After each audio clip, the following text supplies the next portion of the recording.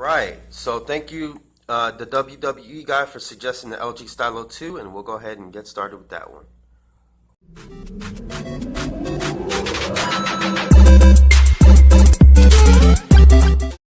All right. So the LG Stylo 2 after the unboxing and review.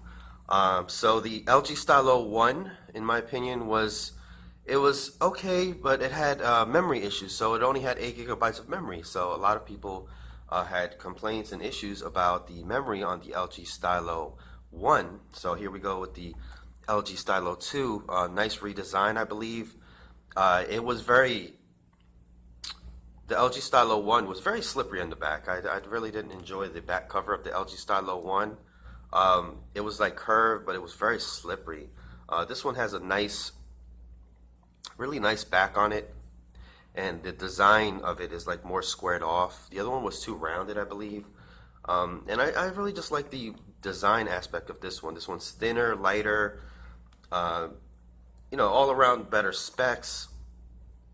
Now and this one has the two gigabytes of RAM, 16 gigabytes of memory. You also can remove the back plate of this one as well. So good on them for that. LG's placement speaker on the back, it's okay. Sound for it is good. LG Stylo 2 never really comes back as far as like customer complaints or anything like that. We did have a very good deal on it, a couple months back. Right now it's at $169 and there's a $50 mail-in rebate.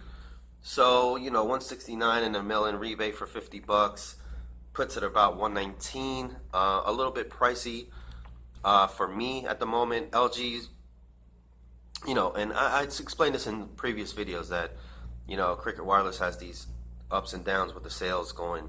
And, Samsung had their Summer of Samsung sale where they had the great deals on the Samsung Amp 2 for 99 cents. And then they had the Galaxy Amp Prime for $50. So, I just believe right now, it's like, okay, ZTE's having their deals right now. Alcatel's having their deals right now. So LG is kind of like holding back. And I believe after November 3rd, don't quote me, LG might, hit it out of the park with these specials again, and sales will, increase, of course, for the LG phones. That being said, the stylus of the pen is improved. It even has like its own little app when you pull it out. There's a screen that pops up on the corner here. Great for that. There's you can draw things like that. A coworker of mine actually drew this beautiful fish on there. So that's all just drawn with a little pen, stylus pen, which is awesome. Let's see here. So there's looks like another little photo in here. So, stylus pen can be used for a lot of things, a lot of nifty things, and it has its own application now. So it feels kind of like the Note more than the LG Stylo 1 did, because the LG Stylo 1 kind of just felt like a phone with a stylus, but it didn't really have the integration of the stylus pen. This one, it'll tell you if you leave your pen, the pen is improved, the tip of it is improved. So definitely a lot of nice improvements here. They did take away the app drawer in this one, so there is no app drawer. You would have to install a third-party launcher if you would like to get the app drawer on here, which I don't really see as a big deal, because I usually just use Google Launcher on my phones. But all in all, pretty good. Not much bloatware that comes on the phone itself. I'm looking right here. Just Google stuff and some Cricket stuff. My Cricket, some Deezer. So pretty much a non-bloaty phone. So you have your quick toggle settings, of course. You have your capture up here. Marshmallow looks really nice on this thing. You got your file sharing. You can actually Bluetooth low energy. Wow, that's nice. Okay, so you can actually file share right from the top there. See, so you have your file sharing. LG has really improved with their UI. It used to be a lot more bloaty, but I believe now their UI is more trimmed down, and it shows. It really shows. I'm more of an LG fan than I am a Samsung fan, even though Samsung, produces great phones. I just, we all have our phones that we like and we don't like. And the settings on this thing is amazing. The things that you can do on this in this phone and this UI comes with so much features, and it's very packed with features. This phone does not have a 1080p display, so it's not full HD. I think they could have gone with the full HD, so it's 720p. But then again, battery life is better because of the 720p. So, it's kind of like a trade-off. So this one does have a 3000 milliamp battery in there, very nice. If you were to get this phone, you would definitely be happy with this phone. The $169 price tag is a little high, maybe. The $50 mail-in rebate is great though. So if you do have the funds and you can wait for like 45 days for it to actually come to you, then great buy. I think it's you wouldn't do wrong with this phone.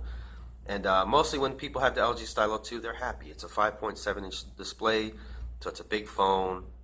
You're not gonna look at other people's phones and be like, oh, I want that phone. Oh, that phone's big. Oh, then my phone's too small. So this is like a pretty much solid choice that doesn't have many issues or many flaws or anything like that. It doesn't stutter. When people buy this phone, they never come back and say, oh, I hate this phone, or they never come and return the phone for anything else.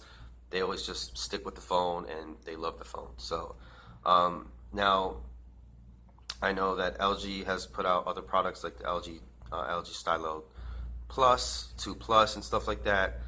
So that kind of hit it, or didn't let it take off as much as it should, because LG Stylo 2 came out. People were like, oh, we love this phone, and then all of a sudden they dropped the LG Stylo 2 Plus. So that kind of like, so I don't believe this phone got like its proper initiation. But other than that, if you're looking for a solid device on Cricket with a pen, a nice display, good battery life, and nice UI, and something that doesn't really have any glitches or anything like that, and that's frequently updated, then definitely LG Stylo 2 is a good choice. And remember, guys, I just work for Cricket, and I love phones, but I'm never endorsed, or Cricket's never telling me what to say, so it's not coming from Cricket. And again, thank you, the WWE guy, for commenting on which phone you would like me to cover next, which is this one. In the comments below, please let me know which phone you would like me to cover with the full unboxing and review, or after the full unboxing review. Just kind of like this, where I sit down and tell you guys, how this phone has been doing, how it's been selling, some of the good points, some of the not so good points, and really the only thing I would have to ding this phone on is maybe not having a 1080p display. But if you can deal with having 720p, which most people don't even really know or tell the difference, then absolutely this phone is for you. So look out for sales on this one coming up next month, and we will see what we will see. Thank you guys for watching. John from Magic Tech Review. As always, peace out.